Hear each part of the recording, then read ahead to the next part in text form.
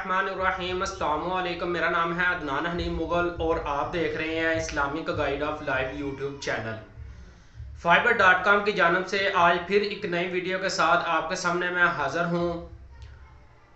आज की इस वीडियो में हम गुफ्तगू करेंगे कि फाइबर की मार्केट के जो क्लाइंट्स हैं, आप उनकी जो बाय रिक्वेस्ट है उसको कैसे एक्सेप्ट कर सकते हैं और फिर बाद में उनको कैसे आप प्रपोजल सेंड कर सकते हैं। सबसे पहले तो हम बात करेंगे कि आप फाइबर मार्केट में कितनी किस्म का काम ले सकते हैं। फाइबर मार्केट में आप दो तरह का काम अपने क्लाइंट से ले सकते हैं। एक तो ये है कि आपको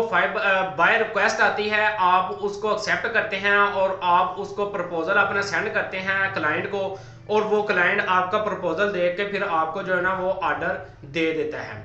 दूसरे ऑप्शन पर ये चीज़ आती है कि आप जो गिग बनाते हैं, आप गिग को रैंक करते हैं और फिर आप गिग से अपना ऑर्डर हासिल कर लेते हैं। दूसरे सबसे पहले तो हम बात ये करेंगे कि आप जो दूसरा ऑप्शन है उस पर हम बात करते हैं कि आपको गिग से कैसे ऑर्डर आता है। गिग से आपको ऐसे ऑर्डर आता है कि आपको इसके लिए पहले जो है ना एक अकाउंट क्रिएट करना पड़ता है, उसके बाद आपको एक प्रोफाइल अपनी बनानी पड़ती है और फिर बाद में आपको लो कंपटीशन के कुछ कीवर्ड सर्च करने पड़ते हैं और फिर जाकर आपने एक गिग अपनी क्रिएट करनी होती है। और उस गिग के अंदर आप जितने ज्यादा लो कंपटीशन के कीवर्ड ऐड कर लेंगे उतनी ही जल्दी आपकी गिग रैंक हो जाएगी, फाइबर की मार्केट में पहले पेज पर आ जाएगी और आपको उस पर ऑर्डर रिसीव्ड हो जाएगा। तो ये सारी चीजें जो है ना ऑलरेडी मैं इस पर जो है ना स्टेप बाय स्टेप अपनी वीडियोस बना चुका हूँ। आपने अकाउंट कैसे बनाना है, प्रोफाइल कैसे सेट करनी है, लो कंपटीशन के कीवर्ड कैसे सर्च करने हैं और गिग अच्छी कैसे क्रिएट करनी है, वो भी प्रोफेशनल तरीके से। तो ये सारी चीजें अगर आपको नहीं पता, आप अगर न्यू हैं, तो आप में मेरी इसी प्लेलिस्ट के अंदर ऊपर वाली वीडियोस लाजमत देखिएगा, आपको जो है ना ये सारी चीजें के बारे में पता चल जाएगा। और अगर आप ओल्ड हैं, ओल्ड सेलर हैं फाइबर मार्केट के अंदर, तो आप फिर भी इन वीडियोस को देखेंगे तो आपको जो है ना जल्दी ऑर्डर आने का इम्कान ज्यादा हो जाएगा।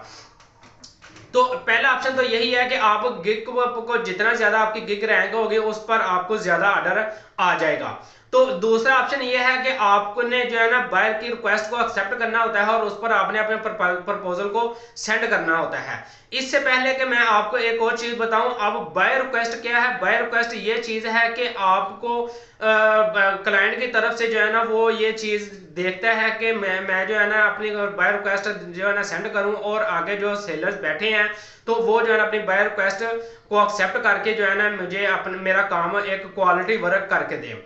अब बात करते हैं कि बाय रिक्वेस्ट आती किन को है। बाय रिक्वेस्ट उन सेलर्स को आती है जो लेवल 1 से स्टार्ट होते हैं। लेवल 1 लेवल 2 और बेस्ट सेलर्स हैं, ये तीन किस्म के सेलर्स हैं जिनको बाय रिक्वेस्ट आती है और गायब नहीं होती। जो न्यू सेलर्स होते हैं, जिनको न्यू सेलर का नाम दिया जाता है, उन सेलर्स को बाय रिक्वेस्ट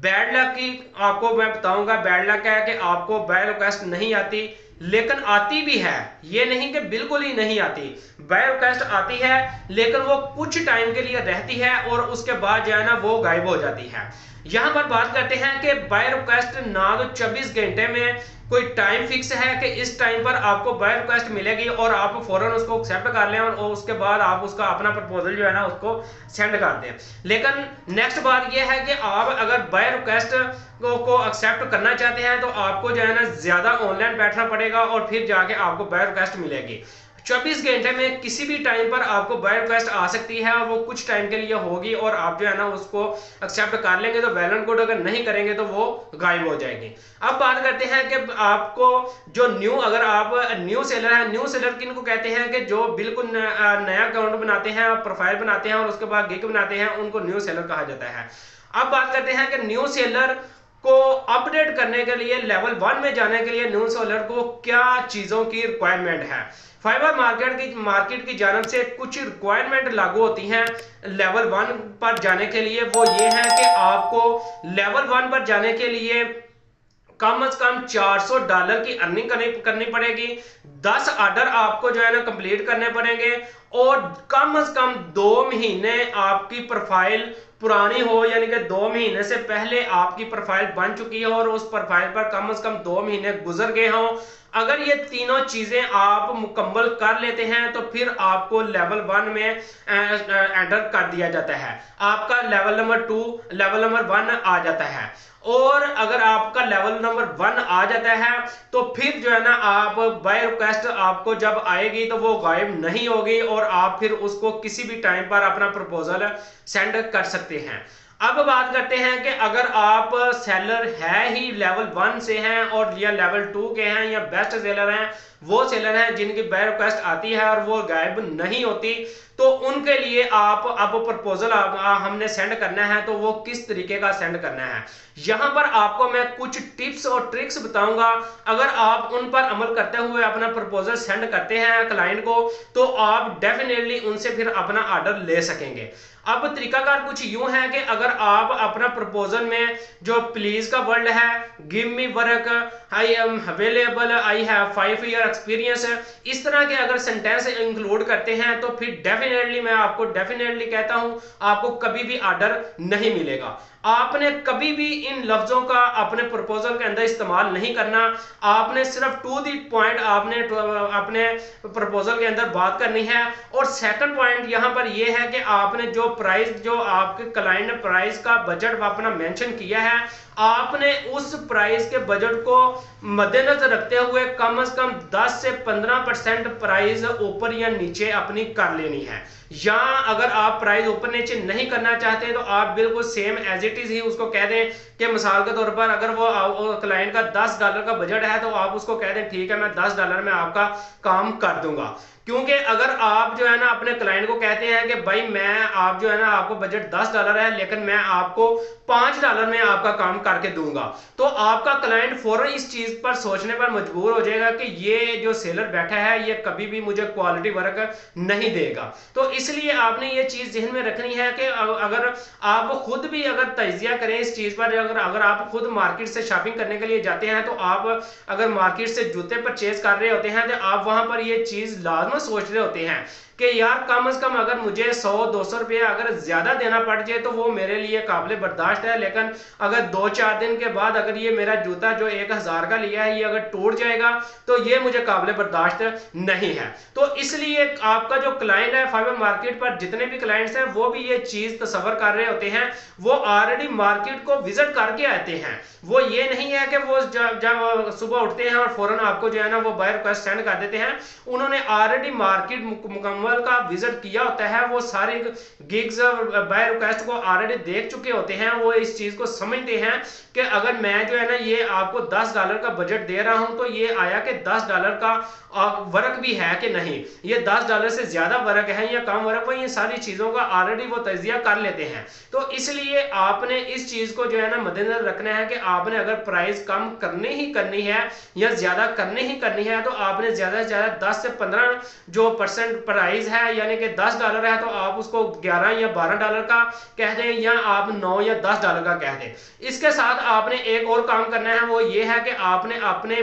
प्रपोजल के अंदर एक लिंक जो है ना साथ सेंड करना है। वो लिंक कौन सा है, वो आपने अपने पोर्टफोलियो का एक लिंक बनाना है। ये जो लिंक है ये अभी तक फाइबर की मार्केट के अंदर जो है ना इन्होंने अपना ये फीचर इंट्रोड्यूस नहीं किया, तो इसके लिए आपको क्या करना पड़ेगा कि इसके लिए आपको अलग से अपनी एक वेबसाइट बनानी पड़ेगी, या अगर आप वेबसाइट नहीं बना सकते तो आप जो है ना सिंपल एक अपना ब्लॉग बना लें जो बिल्कुल फ्री ऑफ कास्ट है। इस ब्लॉग पर आप जो है ना अपना एक पोर्टफोलियो सेट कर लें, तो उसके बाद आप उसका लिंक जो है ना आपने अपना उसके अंदर जो है ना अपने प्रपोजल के अंदर दे के अपने क्लाइंट को सेंड कर देना है। और उसको सिर्फ मैं यही आपको बार बार यही बात बता रहा हूं कि आपने सिर्फ टू दी पॉइंट बात करनी है, उसमें सिर्फ यही कहना है कि ठीक है सर मैं आपका प्रपोजल आपको सेंड कर रहा हूं, आप मेरे इस प्रपोजल को रीड करें, मैं आपका काम करने के लिए एग्री हूं, मैं इतनी प्राइस इस पे लूंगा और मेरा ये लिंक है साथ जो दिया गया है। अगर आप मजीद मेरे बारे में कुछ जानना चाह रहे हैं कि मैं किस तरह का जो है ना एक क्वालिटी वर्क करता हूं, तो आप मेरे इस प्रोफाइल के पोर्टफोलियो का जो लिंक है इस पर क्लिक करके मजीद मेरा जो है ना वर्क चेक कर सकते हैं। तो इस तरीके से जो है ना आप अपना जो है ना प्रपोजल सेंड करेंगे तो फिर डेफिनेटली आपको जो है ना ये ज्यादा ऑर्डर मिलने का चांस बढ़ जाएगा। तो यहां पर मैं आपको एक और बात बता दूं कि मेरे एक दोस्त हैं, उन्होंने जो है ना लास्ट टाइम मुझे बता रहे थे कि उन्होंने जो है ना अपनी एक बाय रिक्वेस्ट सेंड की, तो उस पर उनको कम से कम 50 से 55 जो है ना उनको बाय रिक्वेस्ट रिसीव्ड हुई और उन बाय प्रपोजल यानी कि रिसीव्ड हुए। तो उन सब में ही उन्होंने ये चीज नोट की कि सब में ही उन्होंने यही चीज जो है ना लिखी हुई नजर आई कि वो कह रहे थे प्लीज सर मुझे काम दे दें, give me work, I am available, I have 5 year experience. मैं आपसे अगर आपके $10 का बजट है मैं आपको $5 में कर दूंगा, या आपका $10 का बजट है तो मैं आपको $20 में करके दूंगा। इस तरह की चीजें जो है ना वहां पर मेंशन थी। तो वो जो है ना मेरा दोस्त ऑलरेडी फाइबर की मार्केट के अंदर कम से कम वो तकरीबन उसका 15 से 20 साल का एक्सपीरियंस है, और वो चीज ये नोट कर रहा था, वो वहां पर काम देता भी है और वहां से काम फिर लेता भी है। ये दोनों चीजें जो है ना वो वहां पर करता है। तो वो चीज ये बता रहा था, वो कह रहा था कि भाई मैं जो है ना जब वहां पर ये चीज देखी तो मैं इतना डिसहार्ड हुआ कि यार इन जो सेलर्स हैं, इन सेलर्स को इस चीज का पता ही नहीं है कि अपने क्लाइंट को प्रपोजल कैसे सेंड करना है। तो इस चीज को मद्देनजर रखते हुए मैंने आज की ये वीडियो बनाई है और आपको इस चीज से आगाह किया है कि आया कि आप भी तो इस तरह का प्रपोजल तो नहीं सेंड कर रहे। अगर आप इस तरह का प्रपोजल अपना सेंड कर रहे हैं तो कतई ये गलती मत करें, और आप जो है ना अपना प्रपोजल को सही बनाएं और अपने क्लाइंट को सही प्रपोजल सेंड करें, ताकि आपको जो है ना वो आपका क्लाइंट आपको काम दे सके। तो मैं उम्मीद करता हूं कि आज की वीडियो में जो जिन चीजों का मैंने तज़किरा किया है आपको जरूर उन पर अमल करना चाहिए, और इसके साथ ही मुझे इजाजत दीजिएगा। अल्लाह हाफिज।